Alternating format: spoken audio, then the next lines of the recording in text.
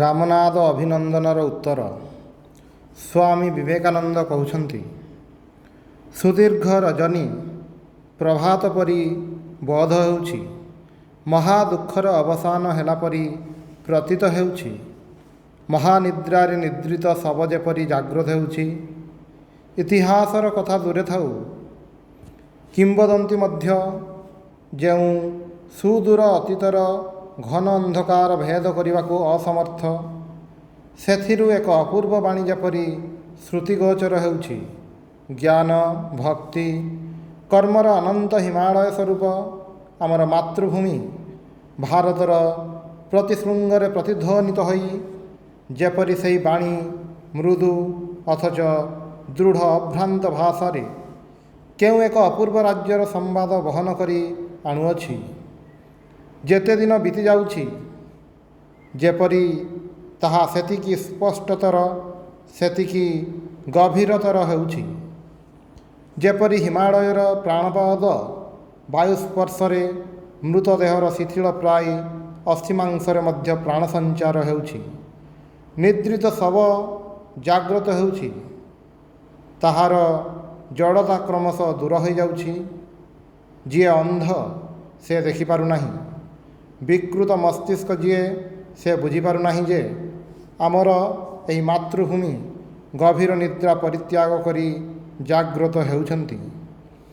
ଆଉ କେହି ଏହି କ୍ଷଣି ତାଙ୍କର ଗତିରୋଧ କରିବାକୁ ସମର୍ଥ ନୁହେଁ। ଆଉ ସେ ନିଦ୍ରିତ ହେବେ ନାହିଁ। କୌଣସି ବହିସ୍ଥ ଶକ୍ତି ଏ କ୍ଷଣି ଆଉ ତାହାଙ୍କୁ ଚାପି ରଖି ପାରିବ ନାହିଁ। କୁମ୍ଭକର୍ଣ୍ଣର ଦୀର୍ଘ ନିଦ୍ରା ଭାଙ୍ଗୁଛି। ହେ ରାଜନ, ହେ ରାମନାଦବାସୀ ଭଦ୍ର ମହୋଦୟଗଣ, ଆପଣମାନେ ଯେ ଦୟା ପ୍ରକାଶ କରି ହୃଦୟର ସହିତ ମୋତେ ଅଭିନନ୍ଦନ ପ୍ରଦାନ କରିଛନ୍ତି, ସେଥିପାଇଁ ଆପଣମାନେ ମୋର ଆନ୍ତରିକ ଧନ୍ୟବାଦ ଗ୍ରହଣ କରନ୍ତୁ। ଆପଣମାନେ ମୋ ପ୍ରତି ଯେଉଁ ସହୃଦୟ ପ୍ରୀତି ପ୍ରକାଶ କରୁଛନ୍ତି, ମୁଁ ଏହା ପ୍ରାଣେ ପ୍ରାଣେ ବୁଝୁଛି। କାରଣ ମୁହଁର ଭାଷା ଅପେକ୍ଷା ହୃଦୟ ସହିତ ହୃଦୟର ଭାବ ବିନିମୟ ଅତି ଅପୂର୍ବ। ଆତ୍ମା ନୀରବରେ ଅଥଚ ଅଭ୍ରାନ୍ତ ଭାଷାରେ ଅନ୍ୟ ଆତ୍ମା ସହିତ ବାକ୍ୟାଳାପ କରେ। ତେଣୁ ମୁଁ ଆପଣମାନଙ୍କର ଭାବ ପ୍ରାଣେ ପ୍ରାଣେ ଅନୁଭବ କରୁଛି।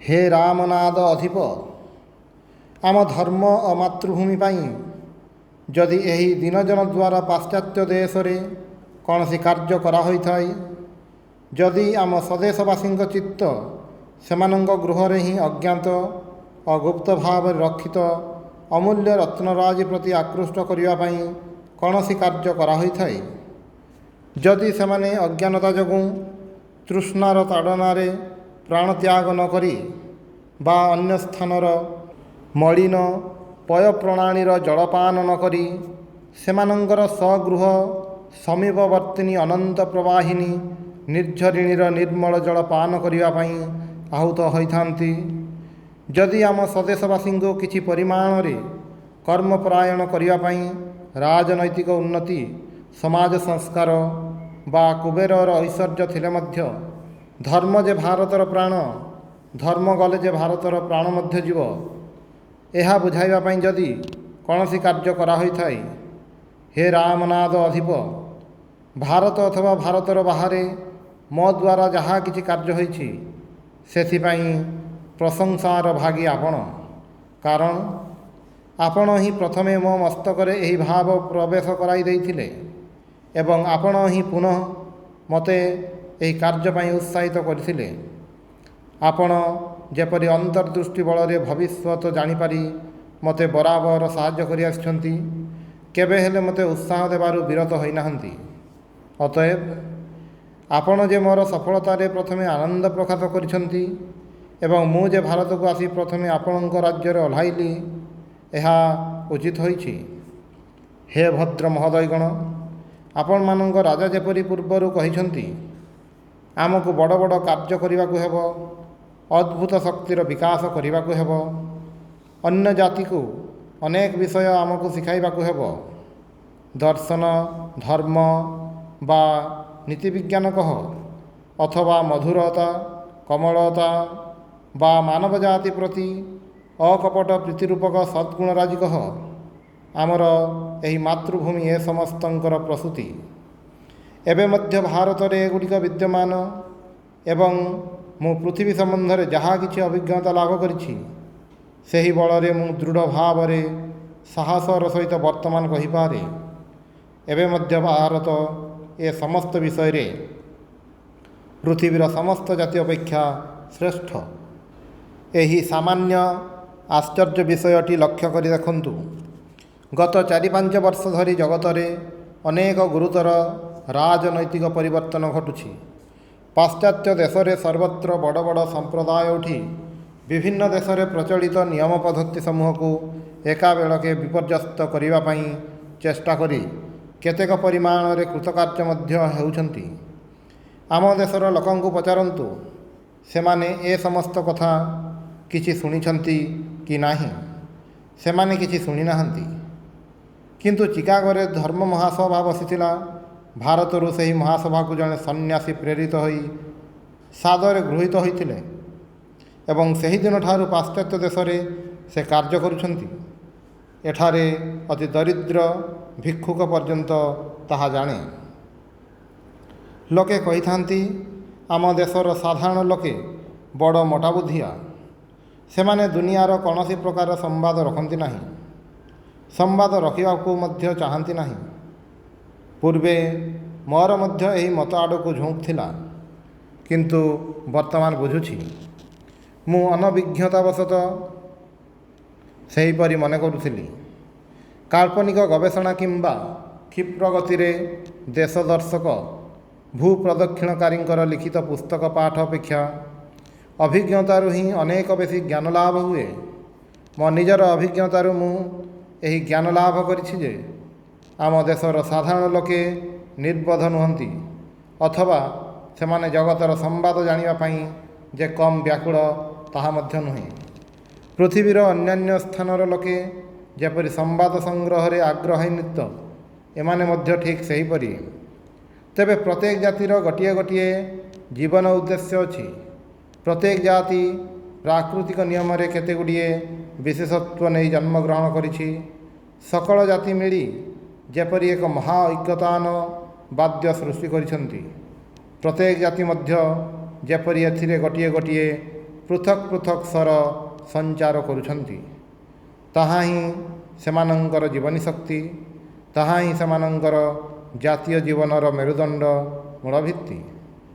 आमर एही पवित्र मातृभूमिर मूलभित्ति मेरुदंड बा जीवन केन्द्र एकमात्र धर्म। अन्य माने राजनीतिर कथा कहतु, वाणिज्य जगे अगाध धनराशि उपार्जनर गौरव, वाणिज्य नीतिर शक्ति और ताहार प्रचार, बाह्य स्वाधीनता लाभर अपूर्व सुखर कथा कहतु। हिंदू ए समस्त बुझे नहीं, बुझिबाक मध्य चाहे नहीं। ताहा सहित धर्म, ईश्वर, आत्मा, मुक्ति ए समस्त संबंध रे कथा कहतु। मु आपण मानंको निश्चित रूपे कहूछि अन्यान्य देशर अनेक तथाकथित दार्शनिक मानंको ठारू आम देशर हीनतम कृषकर पर्यंत ए समस्त तत्व संबंध रे अधिक ज्ञान अछि। भद्र महोदयगण, मु आपण मानंको कहूछि एही क्षणी मध्य आम मानंकर जगत को किछि शिक्षा देवार अछि। एही कारणरू शत शत वर्षर अत्याचार एवं प्राय सहस्र वर्ष धरी वैदेशिक शासनर पीड़न रे सुद्धा एही जाति एवं मध्य जीवित रही। एही जाति एवं मध्य जीवित कारण एवं मध्य एही जाति ईश्वर और धर्म रूपक महारत्न को परित्याग करि नाही। आमर एही मातृभूमि रे एवं मध्य जो धर्म और अध्यात्म विद्या रूपक निर्झरिणी बहु अछि, एवं मध्य सेथिरु महाबन्या प्रवाहित होई समग्र पृथ्वी को भसाई देई राजनैतिक उच्च अभिलाष और प्रतिदिन नूतन भाव रे समाज गठन चेष्टारे प्राय अर्धमृत हीनदशापन्न पाश्चात्य और अन्यान्य जाति को नूतन जीवन प्रदान करिब। नानाविध मत मतांतरर विभिन्न स्वर रे भारतर गगन प्रतिध्वनित होउछि सत्य। केउं स्वर ठीक ताड़मान रे बाजुछि, केउंटी बा बेताड़ सत।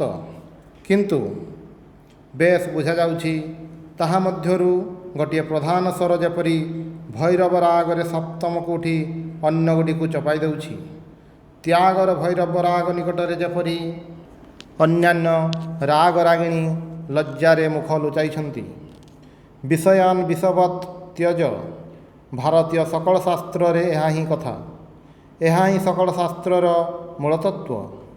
ଦୁନିଆ 2 ଦିନର ମାୟାମାତ୍ର, ଜୀବନ କ୍ଷଣିକ।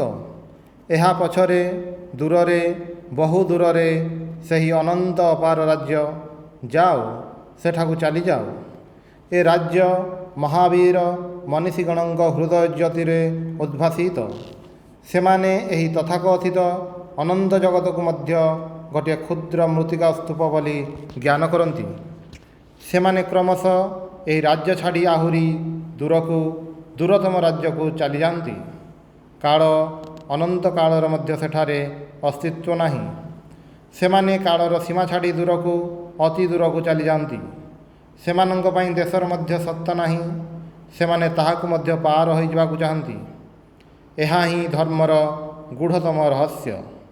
ପ୍ରକୃତିକୁ ଏହିପରି ଅତିକ୍ରମ କରିବାର ଚେଷ୍ଟା, ଯେପରି ହେଉ ପଛେ, ଯେତେ କ୍ଷତି ସ୍ୱୀକାର କରି ହେଉ, ସାହସ କରି ପ୍ରକୃତି ମୁଖରୁ ଅବଗୁଣ୍ଠନ ମୋଚନ କରି ଅନ୍ତତଃ ଥରକ ପାଇଁ ଚକିତ ପରି ସେହି ଦେଶକାଳାତୀତ ସତ୍ତାର ଦର୍ଶନ ଚେଷ୍ଟା, ଏହା ହିଁ ଆମ ଜାତିର ବୈଶିଷ୍ଟ୍ୟ। ତୁମେ ଯଦି ଆମ ଜାତିକୁ ଉତ୍ସାହ ଓ ଉଦ୍ଦୀପନାରେ ମତାଇବାକୁ ଚେଷ୍ଟା କର, ସେମାନଙ୍କୁ ସେହି ରାଜ୍ୟର କୌଣସି ସମ୍ବାଦ ଦିଅ, ସେମାନେ ନିଶ୍ଚୟ ମାତି ଉଠିବେ। ତୁମେ ସେମାନଙ୍କ ନିକଟରେ ରାଜନୀତି, ସମାଜ ସଂସ୍କାର, ଧନ ସଞ୍ଚୟର ଉପାୟ, ବାଣିଜ୍ୟ ନୀତି ପ୍ରଭୃତି ଯାହା କୁହ ନା କାହିଁକି, ସେମାନେ ଗୋଟିଏ କାନରେ ଶୁଣିବେ, ଆଉ ଅନ୍ୟ କାନରେ ତାହା ବାହାରିଯିବ। ଅତଏବ ତୁମମାନଙ୍କୁ ପୃଥିବୀକୁ ଏହି ଧର୍ମ ଶିକ୍ଷା ହିଁ ଦେବାକୁ ହେବ। ବର୍ତ୍ତମାନ ପ୍ରଶ୍ନ, ଏହି ପୃଥିବୀଠାରୁ ଆମର କିଛି ଶିଖିବାର ଅଛି କି ନାହିଁ? ସମ୍ଭବତଃ ଅନ୍ୟ ଜାତି ନିକଟରୁ ଆମମାନଙ୍କୁ କିଛି ବହିର୍ବିଜ୍ଞାନ ଶିକ୍ଷା କରିବାକୁ ହେବ। କିପରି ସଂଘ ଗଠନ ଓ ପରିଚାଳନା କରିବାକୁ ହୁଏ, ବିଭିନ୍ନ ଶକ୍ତିକୁ ପ୍ରଣାଳୀବଦ୍ଧ ଭାବରେ କାର୍ଯ୍ୟରେ ଲଗାଇ କିପରି ଅଳ୍ପ ଚେଷ୍ଟାରେ ଅଧିକ ଫଳ ଲାଭ କରିବାକୁ ହେବ, ତାହା ଶିଖିବାକୁ ପଡ଼ିବ। ତ୍ୟାଗ ଆମ ସମସ୍ତଙ୍କର ଲକ୍ଷ୍ୟ ହେଲେ ମଧ୍ୟ ଆମ ଦେଶର ସମସ୍ତ ଲୋକ ଯେତେ ଦିନ ପର୍ଯ୍ୟନ୍ତ ତ୍ୟାଗ କରିବା ପାଇଁ ସମ୍ପୂର୍ଣ୍ଣ ରୂପେ ସମର୍ଥ ନ ହୋଇଛନ୍ତି, ସେତେଦିନ ପର୍ଯ୍ୟନ୍ତ ସମ୍ଭବତଃ ପାଶ୍ଚାତ୍ୟବାସୀଙ୍କ ନିକଟରୁ ସେ ସମସ୍ତ ବିଷୟ କିଛି କିଛି ଶିକ୍ଷା କରିବାକୁ ହେବ। କିନ୍ତୁ ମନେ ରଖିବା ଉଚିତ, ତ୍ୟାଗ ହିଁ ଆମ ସମସ୍ତଙ୍କର ଆଦର୍ଶ। ଯଦି କେହି ଭାରତରେ ଭୋଗ ସୁଖ ହିଁ ପରମ ପୁରୁଷାର୍ଥ ବୋଲି ପ୍ରଚାର କରେ, ଯଦି କେହି ଜଡ଼ବାଦ ହିଁ ଭାରତବାସୀଙ୍କ ଈଶ୍ୱର ବୋଲି ପ୍ରଚାର କରେ, ତେବେ ସେ ମିଥ୍ୟାବାଦୀ। ଏହି ପବିତ୍ର ଭାରତ ଭୂମିରେ ତାହାର ସ୍ଥାନ ନାହିଁ। ଭାରତର ଲୋକେ ତା କଥା ଶୁଣିବାକୁ ଚାହାନ୍ତି ନାହିଁ। ପାଶ୍ଚାତ୍ୟ ସଭ୍ୟତାର ଯେତେ ଚାକଚକ୍ୟ ଓ ଉଜ୍ଜ୍ୱଳତା ଥାଉ ନା କାହିଁକି, ଏହା ଯେତେ ଅଦ୍ଭୁତ ବିଷୟ ସବୁ ପ୍ରଦର୍ଶନ କରୁନା କାହିଁକି, ମୁଁ ଏହି ସଭାରେ ଦଣ୍ଡାୟମାନ ହୋଇ ମୁକ୍ତ କଣ୍ଠରେ ସେମାନଙ୍କୁ କହୁଛି, ସେସବୁ ମିଥ୍ୟା ଭ୍ରାନ୍ତି ମାତ୍ର। ଈଶ୍ୱର ହିଁ ଏକମାତ୍ର ସତ୍ୟ, ଆତ୍ମା ହିଁ ଏକମାତ୍ର ସତ୍ୟ, ଧର୍ମ ହିଁ ଏକମାତ୍ର ସତ୍ୟ। ଏହି ସତ୍ୟ ଧରି ରୁହନ୍ତୁ। ତଥାପି ଯେଉଁମାନେ ଉଚ୍ଚତମ ସତ୍ୟର ଏପର୍ଯ୍ୟନ୍ତ ଅଧିକାରୀ ହୋଇନାହାନ୍ତି, ଆମର ଏହିପରି ଭ୍ରାତୃବର୍ଗଙ୍କ ପକ୍ଷରେ ଏହି ପ୍ରକାର ଜଡ଼ବାଦ ସମ୍ଭବତଃ କଲ୍ୟାଣର କାରଣ ହୋଇପାରେ। ଅବଶ୍ୟ ତାହାକୁ ଆମମାନଙ୍କର କାର୍ଯ୍ୟ ଉପଯୋଗୀ କରିନେବାକୁ ହେବ। ସବୁ ଦେଶରେ, ସବୁ ସମାଜରେ ଗୋଟିଏ ବିଷମ ଭ୍ରମ ଚଳି ଆସୁଛି। ପୁଣି ବିଶେଷ ଦୁଃଖର ବିଷୟ ଏହି ଯେ, ଯେଉଁ ଭାରତରେ ପୂର୍ବେ ଏହି ଭ୍ରମ କେବେ ମଧ୍ୟ ହୋଇନଥିଲା, କିଛି ଦିନ ହେଲା ସେଠାରେ ମଧ୍ୟ ଏହି ଭ୍ରାନ୍ତି ପ୍ରବେଶ କରିଛି। ଉକ୍ତ ଭ୍ରମ ଏହି, ଅଧିକାରୀ ବିଚାର ନ କରି ସମସ୍ତଙ୍କ ପାଇଁ ଏକ ପ୍ରକାର ବ୍ୟବସ୍ଥା ପ୍ରଦାନ। ବାସ୍ତବ ପକ୍ଷରେ କିନ୍ତୁ ସମସ୍ତଙ୍କର ଏକ ପଥ ନୁହେଁ। ତୁମେ ଯେଉଁ ସାଧନ ପ୍ରଣାଳୀ ଅବଲମ୍ବନ କରୁଛ, ମୋର ସେହି ପ୍ରଣାଳୀ ହୋଇପାରେ ନାହିଁ। ତୁମେ ସମସ୍ତେ ଜାଣ, ସନ୍ନ୍ୟାସ ଆଶ୍ରମ ହିଁ ହିନ୍ଦୁ ଜୀବନର ଚରମ ଲକ୍ଷ୍ୟ। ଆମ ଶାସ୍ତ୍ର ସମସ୍ତଙ୍କୁ ସନ୍ନ୍ୟାସୀ ହେବା ପାଇଁ ଆଦେଶ ଦେଇଛନ୍ତି। ସଂସାରର ସୁଖ ସମୂହ ଭୋଗ କରି ପ୍ରତ୍ୟେକ ହିନ୍ଦୁକୁ ଜୀବନର ଶେଷ ଭାଗରେ ସଂସାର ତ୍ୟାଗ କରିବାକୁ ହେବ। ଯିଏ ତାହା ନ କରେ ସେ ହିନ୍ଦୁ ନୁହେଁ। ତାହାର ହିନ୍ଦୁ ବୋଲି ନିଜକୁ ପରିଚୟ ଦେବାର ଅଧିକାର ନାହିଁ। ସେ ଶାସ୍ତ୍ରର ଅମାନ୍ୟ କରେ। ଯେତେବେଳେ ଭଗତ ଦ୍ୱାରା ପ୍ରାଣେ ପ୍ରାଣେ ବୁଝିବ ଯେ ସଂସାରଟା ଅସାର, ସେତେବେଳେ ତୁମକୁ ସଂସାର ତ୍ୟାଗ କରିବାକୁ ହେବ। ଆମେ ଜାଣୁ ଏହା ହିଁ ହିନ୍ଦୁର ଆଦର୍ଶ। ଯେତେବେଳେ ପରୀକ୍ଷା କରି ବୁଝିବ ଯେ ସଂସାର ରୂପକ ଫଳର ଭିତରଟା ଫମ୍ପା, ଆମ୍ବଡ଼ା ପରି ଏହାର ମଞ୍ଜି ଓ ଚୋପା ହିଁ ସାର, ସେତେବେଳେ ସଂସାର ତ୍ୟାଗ କରି ଯେଉଁଠାରୁ ଆସିଛ ସେଠାକୁ ଫେରିବାକୁ ଚେଷ୍ଟା କର। ମନ ଯେପରି ଚକ୍ର, ଏହାକୁ ପୁଣି ପଛକୁ ଫେରି ଆସିବାକୁ ହେବ। ପ୍ରବୃତ୍ତି ମାର୍ଗ ତ୍ୟାଗ କରି ନିବୃତ୍ତି ମାର୍ଗର ଆଶ୍ରୟ ଗ୍ରହଣ କରିବାକୁ ହେବ। ଏହା ହିଁ ଆଦର୍ଶ। କିନ୍ତୁ କିଛି ଅଭିଜ୍ଞତା ହେଲେ ହିଁ ଏହି ଆଦର୍ଶରେ ଉପନୀତ ହେବା ସମ୍ଭବ ହୁଏ। ଶିଶୁକୁ ତ୍ୟାଗ ଧର୍ମ ଶିକ୍ଷା ଦିଆଯାଇ ନାହିଁ। ସେ ଜାତ ହେବା ପରଠାରୁ ଆଶାର ସ୍ୱପ୍ନ ଦେଖୁଛି। ସେ ଇନ୍ଦ୍ରିୟଗତ ପ୍ରାଣ। ତା'ର ଜୀବନଟା କେତେଗୁଡ଼ିଏ ଇନ୍ଦ୍ରିୟ ସୁଖର ସମଷ୍ଟି ମାତ୍ର।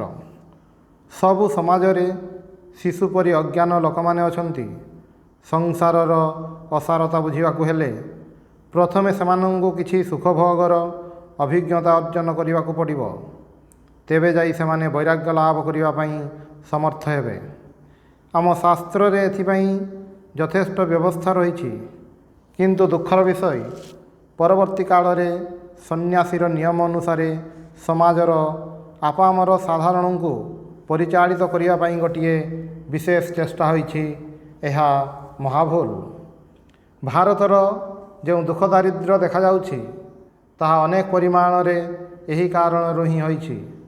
ଗରିବ ଲୋକମାନଙ୍କର ଏପରି ଶହେ ଧର୍ମବନ୍ଧନର କୌଣସି ଆବଶ୍ୟକତା ନାହିଁ, ଅଥଚ ସେମାନଙ୍କୁ ନାନାବିଧ ଆଧ୍ୟାତ୍ମିକ ଓ ନୈତିକ ନିୟମରେ ବାନ୍ଧିବାର ଏତେ ଚେଷ୍ଟା ନ କରି ସେମାନଙ୍କ କାର୍ଯ୍ୟ ଉପରେ ହସ୍ତକ୍ଷେପ ନ କରି ହାତ ଫେରାଇ ଆଣ। ବିଚରା ଏହି ଦୁଃଖୀମାନେ ସଂସାରରେ କିଛି ସୁଖଭୋଗ କରିନିଅନ୍ତୁ। ଦେଖିବ ସେମାନେ କ୍ରମଶଃ ଉନ୍ନତ ହେଉଛନ୍ତି। କ୍ରମଶଃ ସେମାନଙ୍କର ତ୍ୟାଗ ଭାବ ଆପେ ଆପେ ଆସିବ। ହେ ଭଦ୍ର ମହୋଦୟଗଣ, ଆମେ ପାଶ୍ଚାତ୍ୟ ଜାତି ନିକଟରୁ କିପରି ଭୋଗ ଚେଷ୍ଟାରେ ସଫଳତା ଲାଭ କରାଯାଏ ସେ ସମ୍ବନ୍ଧରେ କିଛି ଶିକ୍ଷା କରିପାରୁ। କିନ୍ତୁ ଅତି ସାବଧାନତାର ସହିତ ଏହି ଶିକ୍ଷା ଗ୍ରହଣ କରିବାକୁ ହେବ। ମୋତେ ଅତିଶୟ ଦୁଃଖର ସହିତ କହିବାକୁ ହେଉଛି, ଆଜିକାଲି ଆମେମାନେ ଯେଉଁ ସମସ୍ତ ପାଶ୍ଚାତ୍ୟ ଶିକ୍ଷାରେ ଶିକ୍ଷିତ ବ୍ୟକ୍ତିଙ୍କୁ ଦେଖିବାକୁ ପାଉ, ସେମାନଙ୍କର କାହାରି ଜୀବନ ବିଶେଷ ଆଶାପ୍ରଦ ନୁହେଁ। ଆମର ବର୍ତ୍ତମାନ ଗୋଟିଏ ଦିଗରେ ପ୍ରାଚୀନ ହିନ୍ଦୁ ସମାଜ, ଅନ୍ୟ ଦିଗରେ ଆଧୁନିକ ୟୁରୋପୀୟ ସଭ୍ୟତା। ଯଦି ମୋତେ କେହି ଏ ଦୁଇଟି ମଧ୍ୟରୁ କୌଣସି ଗୋଟିକୁ ପସନ୍ଦ କରିନେବାକୁ କହେ, ମୁଁ ପ୍ରାଚୀନ ହିନ୍ଦୁ ସମାଜକୁ ହିଁ ପସନ୍ଦ କରିବି। କାରଣ ପ୍ରାଚୀନ କାଳର ହିନ୍ଦୁ ଅଜ୍ଞ ହେଲେ ମଧ୍ୟ, କୁସଂସ୍କାରାଚ୍ଛନ୍ନ ହେଲେ ମଧ୍ୟ ତାହାର ଗୋଟିଏ ବିଶ୍ୱାସ ଅଛି। ତାହାରି ବଳରେ ସେ ନିଜ ପାଦରେ ନିଜେ ଠିଆ ହୋଇପାରେ। କିନ୍ତୁ ସାହେବୀ ଭାବାପନ୍ନ ବ୍ୟକ୍ତି ଏକାବେଳକେ ମେରୁଦଣ୍ଡହୀନ। ସେ ଚାରିଆଡ଼ୁ କେତେଗୁଡ଼ିଏ ଗଡ଼ମାଡ଼ିଆ ଭାବ ଗ୍ରହଣ କରିଛି। ସେମାନଙ୍କ ମଧ୍ୟରେ ସାମଞ୍ଜସ୍ୟ ନାହିଁ, ଶୃଙ୍ଖଳା ନାହିଁ। ସେଗୁଡ଼ିକୁ ସେ ନିଜର କରି ନେଇପାରେ ନାହିଁ। କେତେଗୁଡ଼ିଏ ଭାବର ବଦହଜମ ହୋଇ ଖେଚେଡ଼ି ହୋଇଯାଇଛି। ସେ ନିଜ ପାଦରେ ନିଜେ ଛିଡ଼ା ହୋଇପାରେ ନାହିଁ। ତାହାର ମୁଣ୍ଡ ଭଁ ଭଁ ହୋଇ ଦିନ ରାତି ଏକଡ଼ ସେକଡ଼ ଘୁରୁଛି। ସେ ଯେଉଁ ସମସ୍ତ କାର୍ଯ୍ୟ କରେ ତାହାର ଗୂଢ଼ କାରଣ କ'ଣ ଶୁଣିବ? ଆମମାନଙ୍କର ହର୍ତ୍ତା କର୍ତ୍ତା ବିଧାତା ଇଂରେଜ ଲୋକମାନେ କିପରି ତାହାର ପିଠି ଥାପୁଡ଼ାଇ ଦୁଇଟା ବାହ ବାହ ଦେବେ, ଏହା ହିଁ ତାହାର ସବୁ କାର୍ଯ୍ୟର ଅଭିସନ୍ଧିର ମୂଳରେ। ସେ ଯେଉଁ ସମାଜ ସଂସ୍କାରରେ ଅଗ୍ରସର ହୁଏ, ସେ ଆମର କେତେଗୁଡ଼ିଏ ସାମାଜିକ ପ୍ରଥା ବିରୋଧରେ ଯେଉଁ ତୀବ୍ର ଆକ୍ରମଣ କରେ, ତାହାର କାରଣ ଏ ସମସ୍ତ ଆଚାର ସାହେବମାନଙ୍କର ମତ ବିରୁଦ୍ଧ। ଆମର କେତେକ ପ୍ରଥା କାହିଁକି ଦଶାବହ? କାରଣ ସାହେବମାନେ ଏହିପରି କହିଥାନ୍ତି। ଏପରି ଭାବ ମୁଁ ଚାହେଁ ନାହିଁ। ବରଂ ନିଜର ଯାହା ଅଛି ତାହା ଗ୍ରହଣ କରି निज बल को आश्रा करी मरीजाओ। जदि जगत किछि पाप थाए तेबे दुर्बलता ही सही पाप। सबु प्रकार दुर्बलता त्याग कर। दुर्बलता ही मृत्यु, दुर्बलता ही पाप। एही प्राचीन पथावलंबी व्यक्तिगण समस्ते मनुष्य थिले। सेमानंकर गोटे दृढ़ता थिला। किंतु एही पाश्चात्य भाव मोहरे भारसाम्यहीन सामंजस्यहीन व्यक्तिगण ए पर्यंत कौनसी निर्दिष्ट जीव पदवी लाभ करि पारि नाहंती। सेमानंकु पुरुष कहिबी ना स्त्री कहिबी ना पशु विशेष कहिबी। तेबे पाश्चात्य भाव रे शिक्षित व्यक्तिगणक मध्यरे केतेक आदर्श पुरुष मध्य अछंती। तुम मानंकर राजा जड़े एही विषयर दृष्टांत। समग्र भारत में एपरी जड़े निष्ठावान हिंदू देखा पाइब नाही। पुणी प्राच्य पाश्चात्य सकल विषय रे सविशेष संवाद रखती। एपरी अन्य गोटे राजा ए भारत में बाहर करि पारिब नाही। से प्राच्य पाश्चात्य उभयर सामंजस्य विधान करिसंती। उभय जातिर जहा किछि भल ताहाकु ही से ग्रहण करिसंती। मनु महाराज तांक संहितार कहिसंती, श्रद्धापूर्वक नीच व्यक्ति निकटरू मध्य उत्तम विद्या ग्रहण करिब। अति नीच जाति निकटरू मध्य श्रेष्ठ धर्म अर्थात मुक्ति मार्गर उपदेश ग्रहण करिब। नीच कूलरू मध्य विवाह पाई उत्तम स्त्री ग्रहण करिब। मनु महाराज जहाँ कहिसंती ताहा ठीक कथा। प्रथमे निज पादरे निजे ठिया हुओ, तापरे सकल जाति निकटरू शिक्षा ग्रहण कर। जहाँ किछि पारुछ निजर करिनियो। जहाँ किछि तुम कामरे लागिब ताहा ग्रहण कर। तेबे गोटिए कथा मने रख, जेतेबेले तुमे हिंदू सेतेबेले तुमे जहाँ किछि शिक्षा कर ना काहींकी सबु जेपरी तुम जातीय जीवनर मूल मंत्र स्वरूप धर्मर निम्न स्थान ग्रहण करे। प्रत्येक व्यक्तिर जीवन रे गोटे विशेष उद्देश्य अछि। ताहार पूर्वजन्मर कर्मफल रे ताहार जीवनर एही निर्दिष्ट गति नियमित होइथाय। तुमे माने प्रत्येक गोटे विशेष व्रत साधना पाई जन्मिछ। महामहिमामय हिंदू जातिर अनंत अतीत जीवनर समुदाय कर्म समष्टि तुम मानंकर एही जीवन व्रतर निर्देशक। सावधान, तुम मानंकर लक्ष लक्ष पितृपुरुष तुमर प्रत्येक कार्यकलाप पर्यवेक्षण करुछंती। जेउ व्रत साधन उद्देश्य रे प्रत्येक हिंदू संतानर जन्म सही व्रत कौन? मनु महाराज महास्पर्धार सहित ब्राह्मणर जो जन्म कारण निर्देश करिसंती ताहा कौन तुमे माने पढ़िना हो? ब्राह्मण जायमान हि पृथिव्याम अधिजायते ईश्वर सर्वभूतानां धर्मकशस्य गुप्तये। अर्थात धर्मकशस्य गुप्तये धर्मरूपक धन भंडार रक्षा करिवा पाई ब्राह्मणर जन्म। मु कहे एही पवित्र भारत भूमि रे जे कौनसी नर नारी जन्म ग्रहण करे ताहार जन्म ग्रहणर कारण धर्मकशस्य गुप्तये। अन्यान्य समस्त विषय को आम जीवनर सही मूल उद्देश्यर अधीन रे रखिबाकु हेबो। जेपरी संगीत रे गोटे प्रधान स्वर थाई, अन्यान्य स्वर गुड़िक ताहार अधीन। ताहार अनुगत हेले संगीत रे ठीक लय रहे। एठारे मध्य ठीक सेहीपरि करिबाकु हेबो। एपरि जाति थाइपारे जହାର मूलमंत्र राजनैतिक प्राधान्य, धर्म और अन्यान्य समस्त विषय सेमानंकर एही मूल उद्देश्यर निम्न स्थान अवश्य ग्रहण करिबो। किंतु आउ गोटे जाति रहिछि जହାର जीवनर प्रधान उद्देश्य धर्म और वैराग्य, जହାର एकमात्र मूलमंत्र एही जे ए जगत असार, दुई दिनर भ्रम मात्र। धर्म व्यतीत आउ जहा किछि ज्ञान विज्ञान भोग ऐश्वर्य नाम यश धन दौलत सबु एहार तले। तुम मानंकर राजांक चरित्रर एहा ही विशेषत्व। से तांकर पाश्चात्य विद्या तांकर धनमान पदमर्यादा सबु किछि तांकर धर्मर अधीन, धर्मर सहायक करी रखिछंती। जो धर्म जो आध्यात्मिकता जो पवित्रता हिंदू जातिर प्रत्येक हिंदू व्यक्तिर जन्मगत संस्कार स्वरूप। ସୁତରାଂ ପୂର୍ବୋକ୍ତ ଦୁଇ ପ୍ରକାର ଲୋକଙ୍କ ମଧ୍ୟରେ ଜଣେ ଯାହା ଭିତରେ ହିନ୍ଦୁ ଜାତିର ଜୀବନର ମୂଳ ଶକ୍ତି ସ୍ୱରୂପ ଆଧ୍ୟାତ୍ମିକତା ବିଦ୍ୟମାନ, ଯାହାର ଅନ୍ୟ କିଛି ନାହିଁ, ଅର୍ଥାତ୍ ପ୍ରାଚୀନ ପାଶ୍ଚାତ୍ୟ ଶିକ୍ଷାହୀନ ସମ୍ପ୍ରଦାୟ, ଆଉ ଜଣେ ଯିଏ ପାଶ୍ଚାତ୍ୟ ସଭ୍ୟତାର କେତେଗୁଡ଼ିଏ ନକଲି ହୀରା ଜହରତ ଧରି ବସିଛି, ଅଥଚ ତାହା ଭିତରେ ସେହି ଜୀବନପ୍ରଦ ଶକ୍ତି ସଞ୍ଚାରୀ ଆଧ୍ୟାତ୍ମିକତା ନାହିଁ। ଏହି ଉଭୟ ସମ୍ପ୍ରଦାୟର ଯଦି ତୁଳନା କରାଯାଏ, ତେବେ ମୋର ବିଶ୍ୱାସ ସମବେତ ଶ୍ରୋତୃବର୍ଗ ସମସ୍ତେ ଏକମତ ହୋଇ ପ୍ରଥମୋକ୍ତ ସମ୍ପ୍ରଦାୟର ପକ୍ଷ ହିଁ ସମର୍ଥନ କରିବେ। କାରଣ ଏହି ପ୍ରାଚୀନ ସମ୍ପ୍ରଦାୟର ଉନ୍ନତିର କିଛି ଆଶା କରାଯାଇପାରେ, ତାହାର ଗୋଟିଏ ଅବଲମ୍ବନ ଅଛି। ଜାତୀୟ ମୂଳମନ୍ତ୍ର ତାହାର ପ୍ରାଣରେ ଜାଗ୍ରତ ହୋଇଛି, ସୁତରାଂ ତାହାର ବଞ୍ଚିବାର ଆଶା ଅଛି।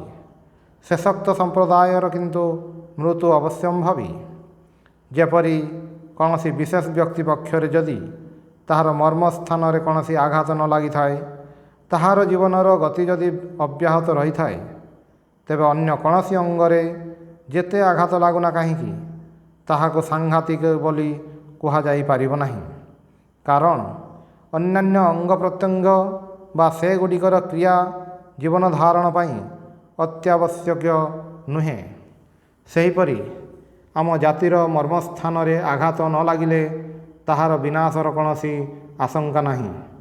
ସୁତରାଂ ଏ କଥା ସ୍ମରଣ ରଖିବ, ତୁମେ ଯଦି ଧର୍ମ ଛାଡ଼ିଦେଇ ପାଶ୍ଚାତ୍ୟ ଜାତିର ଜଡ଼ବାଦ ସର୍ବସ୍ୱ ସଭ୍ୟତା ଅଭିମୁଖେ ଧାବିତ ହୁଅ, ତୁମର 3 ପୁରୁଷ ବିତି ନ ଯାଉଣୁ ବିନଷ୍ଟ ହେବ।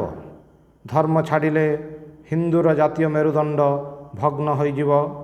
ଯେଉଁ ଭିତ୍ତି ଉପରେ ଜାତୀୟ ସୁବିଶାଳ ସୌଧ ନିର୍ମିତ ହୋଇଥିଲା, ତାହା ହିଁ ଭାଙ୍ଗିଯିବ।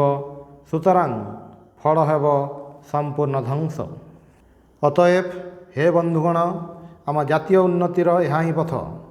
ଆମର ପ୍ରାଚୀନ ପୂର୍ବପୁରୁଷମାନଙ୍କ ନିକଟରୁ ଆମେ ଯେଉଁ ଅମୂଲ୍ୟ ଧନରତ୍ନ ଉତ୍ତରାଧିକାର ସୂତ୍ରରେ ପାଇଛୁ, ତାକୁ ପ୍ରାଣପଣେ ଧରି ରଖିବା ହିଁ ଆମମାନଙ୍କର ପ୍ରଥମ ଓ ପ୍ରଧାନ କର୍ତ୍ତବ୍ୟ। ତୁମେମାନେ କ'ଣ ଏପରି ଦେଶର କଥା ଶୁଣିଛ, ଯେଉଁ ଦେଶରେ ବଡ଼ ବଡ଼ ରାଜାମାନେ ନିଜକୁ ପ୍ରାଚୀନ ରାଜାଗଣଙ୍କର ଅଥବା ପୁରାତନ ଦୁର୍ଗ ନିବାସୀ ପଥିକମାନଙ୍କର ସର୍ବସ୍ୱ ଲୁଣ୍ଠନକାରୀ ଦସ୍ୟୁ ବ୍ୟାରୋନମାନଙ୍କର ବଂଶଧର ବୋଲି ପରିଚୟ ଦେବା ପାଇଁ ଗୌରବ ବୋଧ ନ କରି ଅରଣ୍ୟବାସୀ ଅର୍ଦ୍ଧନଗ୍ନ ତାପସମାନଙ୍କର ବଂଶଧର ବୋଲି ନିଜକୁ ପରିଚୟ ଦେବା ପାଇଁ ଗୌରବ ବୋଧ କରିଥାନ୍ତି? ତୁମେମାନେ କ'ଣ ଏପରି କୌଣସି ଦେଶର କଥା ଶୁଣିଛ? ଯଦି ନ ଶୁଣିଥାଅ, ଶୁଣ। ଆମର ମାତୃଭୂମି ହିଁ ସେହି ଦେଶ। ଅନ୍ୟାନ୍ୟ ଦେଶରେ ବଡ଼ ବଡ଼ ଧର୍ମ ଆଚାର୍ଯ୍ୟଗଣ ନିଜ ନିଜକୁ କୌଣସି ପ୍ରାଚୀନ ରାଜାଙ୍କର ବଂଶଧର ବୋଲି ପ୍ରତିପନ୍ନ କରିବା ପାଇଁ ଚେଷ୍ଟା କରନ୍ତି। ଏଠାରେ ବଡ଼ ବଡ଼ ରାଜାମାନେ ନିଜ ନିଜକୁ କୌଣସି ପ୍ରାଚୀନ ଋଷିଙ୍କର ବଂଶଧର ବୋଲି ପ୍ରମାଣ କରିବା ପାଇଁ ସଚେଷ୍ଟ। ଏହି କାରଣରୁ ହିଁ ମୁଁ କହୁଛି, ତୁମେମାନେ ଧର୍ମରେ ବିଶ୍ୱାସ କର ବା ନ କର, ଯଦି ଜାତୀୟ ଜୀବନକୁ ଅବ୍ୟାହତ ରଖିବାକୁ ଚାହଁ, ତେବେ ତୁମମାନଙ୍କୁ ଏହି ଧର୍ମ ରକ୍ଷା ପାଇଁ ସଚେଷ୍ଟ ହେବାକୁ ହେବ।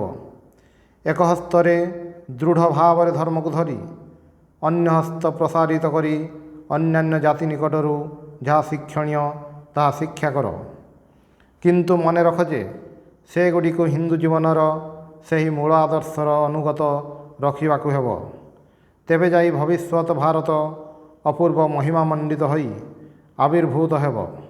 ମୋର ଦୃଢ଼ ଧାରଣା, ଶୀଘ୍ର ସେହି ଶୁଭଦିନ ଆସୁଛି। ମୋର ବିଶ୍ୱାସ, ଭାରତ କୌଣସି କାଳରେ ଯାହା ନଥିଲା, ଶୀଘ୍ର ସେହି ଶ୍ରେଷ୍ଠତାର ଅଧିକାରୀ ହେବ। ପ୍ରାଚୀନ ଋଷିଗଣଙ୍କ ଅପେକ୍ଷା ଶ୍ରେଷ୍ଠତର ଋଷିଗଣଙ୍କର ଅଭ୍ୟୁଦୟ ହେବ ଏବଂ ତୁମମାନଙ୍କର ପୂର୍ବପୁରୁଷଗଣ ସେମାନଙ୍କର ବଂଶଧରମାନଙ୍କର ଏହି ଅଭୂତପୂର୍ବ ଅଭ୍ୟୁଦୟରେ କେବଳ ଯେ ସନ୍ତୁଷ୍ଟ ହେବେ ତାହା ନୁହେଁ, ମୁଁ ନିଶ୍ଚିତ ଭାବରେ କହୁଛି, ସେମାନେ ପରଲୋକରେ ନିଜ ନିଜ ସ୍ଥାନରୁ ସେମାନଙ୍କ ବଂଶଧରମାନଙ୍କୁ ଏପରି ମହିମାନ୍ୱିତ, ଏପରି ମହତ୍ତ୍ୱଶାଳୀ ଦେଖି ନିଜ ନିଜକୁ ମହାଗୌରବାନ୍ୱିତ ମନେ କରିବେ। ହେ ଭ୍ରାତୃବୃନ୍ଦ, ଆମ ସମସ୍ତଙ୍କୁ ବର୍ତ୍ତମାନ କଠୋର ପରିଶ୍ରମ କରିବାକୁ ହେବ। ଏହି କ୍ଷଣି ଆଉ ଶୋଇ ରହିବାର ସମୟ ନୁହେଁ। ଆମ କାର୍ଯ୍ୟକଳାପ ଉପରେ ହିଁ ଭାରତର ଭବିଷ୍ୟତ ନିର୍ଭର କରୁଛି। ଏହି ଦେଖ ଭାରତ ମାତା ଧୀରେ ଧୀରେ ନୟନ ଉନ୍ମୀଳନ କରୁଛନ୍ତି। ସେ କିଛି ସମୟ ମାତ୍ର ନିଦ୍ରିତ ଥିଲେ। ଉଠ, ତାହାଙ୍କୁ ଉଠାଉ। ପୁଣି ନୂଆ ଜାଗରଣରେ ନୂଆ ପ୍ରାଣରେ ପୂର୍ବ ଅପେକ୍ଷା ମହାଗୌରବ ମଣ୍ଡିତା କରି ଭକ୍ତି ଭାବରେ ତାଙ୍କୁ ତାଙ୍କର ଶାଶ୍ୱତ ସିଂହାସନରେ ପ୍ରତିଷ୍ଠିତ କର। ପୁଣି ଯେ ଶୈବମାନଙ୍କର ଶିବ, ବୈଷ୍ଣବମାନଙ୍କର ବିଷ୍ଣୁ, କର୍ମୀମାନଙ୍କର କର୍ମ, ବୌଦ୍ଧମାନଙ୍କର ବୁଦ୍ଧ, ଜୈନମାନଙ୍କର ଜିନ୍, ଇସାଇ ଓ ଇହୁଦୀମାନଙ୍କର ୟାଭେ, ମୁସଲମାନମାନଙ୍କର ଆଲ୍ଲାହ, ବୈଦାନ୍ତିକମାନଙ୍କର ବ୍ରହ୍ମ, ସକଳ ଧର୍ମର ସକଳ ସମ୍ପ୍ରଦାୟର ଯିଏ ପ୍ରଭୁ, ସେହି ସର୍ବବ୍ୟାପୀ ପୁରୁଷ, ଯାହାଙ୍କର ସମ୍ପୂର୍ଣ୍ଣ ମହିମା କେବଳ ଭାରତ ଜାଣିଥିଲା। ପ୍ରକୃତ ଈଶ୍ୱର ଜ୍ଞାନ କେବଳ ଭାରତ ଲାଭ କରିଥିଲା। ଅନ୍ୟ କୌଣସି ଜାତି ପ୍ରକୃତ ଈଶ୍ୱର ତତ୍ତ୍ୱ ଲାଭ କରିପାରି ନାହିଁ। ତୁମେମାନେ ହୁଏତ ମୋର ଏହି କଥାରେ ଆଶ୍ଚର୍ଯ୍ୟ ହେଉଥିବ, କିନ୍ତୁ ଅନ୍ୟ କୌଣସି ଶାସ୍ତ୍ରରେ ପ୍ରକୃତ ଈଶ୍ୱର ତତ୍ତ୍ୱ ବାହାର କର ଦେଖି। ଅନ୍ୟାନ୍ୟ ଜାତିର ଜଣେ ଜଣେ ଜାତୀୟ ଈଶ୍ୱର ବା ଜାତୀୟ ଦେବତା ଥିଲେ। ଇହୁଦୀମାନଙ୍କର ଈଶ୍ୱର, ଆରବର ଈଶ୍ୱର ଇତ୍ୟାଦି। ସେହି ଈଶ୍ୱର ପୁଣି ଅନ୍ୟାନ୍ୟ ଜାତିର ଈଶ୍ୱରଙ୍କ ସହିତ ଯୁଦ୍ଧ ବିଗ୍ରହରେ ନିଯୁକ୍ତ। କିନ୍ତୁ ଈଶ୍ୱରଙ୍କ ଦୟାମୟତ୍ୱ, ସେ ଯେ ପରମ ଦୟାମୟ, ସେ ଯେ ଆମମାନଙ୍କର ପିତା, ମାତା, ସଖା, ପ୍ରାଣର ପ୍ରାଣ, ଆତ୍ମାର ଅନ୍ତରାତ୍ମା, ଏହି ତତ୍ତ୍ୱ କେବଳ ଭାରତ ହିଁ ଜାଣିଥିଲା।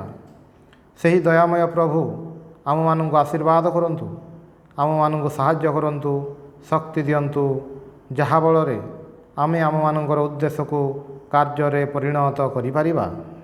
ଓಂ ସହନା ଭବତୁ ସହନୌ ଭୁନକ୍ତୁ ସହ ବୀର୍ୟଂ କରବାବହୈ ତେଜସ୍ୱିନାବଧୀତମସ୍ତୁ ମା ବିଦ୍ବିଷାବହୈ। ଓಂ ଶାନ୍ତି ଶାନ୍ତି ଶାନ୍ତି। ହରି ଓಂ। ଅର୍ଥାତ୍ ଆମେ ଯାହା ଶୁଣିଲୁ ତାହା ଯେପରି ଭୁକ୍ତ ଦ୍ରବ୍ୟ ପରି ଆମମାନଙ୍କର ପୁଷ୍ଟି ବିଧାନ କରେ, ଆମମାନଙ୍କର ତାହା ବଳସ୍ୱରୂପ ହେଉ। ତାହାଦ୍ୱାରା ଆମମାନଙ୍କର ଏପରି ବୀର୍ଯ୍ୟ ଉତ୍ପନ୍ନ ହେଉ ଯେ ଆମେ ଯେପରି ଅନ୍ୟକୁ କିଛି ସାହାଯ୍ୟ କରିପାରିବୁ। ଆମେମାନେ ଆଚାର୍ଯ୍ୟ ଓ ଶିଷ୍ୟ ଯେପରି କେବେ ହେଲେ ପରସ୍ପର ବିଦ୍ୱେଷ ନ କରୁ। ଓಂ ଶାନ୍ତି ଶାନ୍ତି ଶାନ୍ତି। ହରି ଓಂ।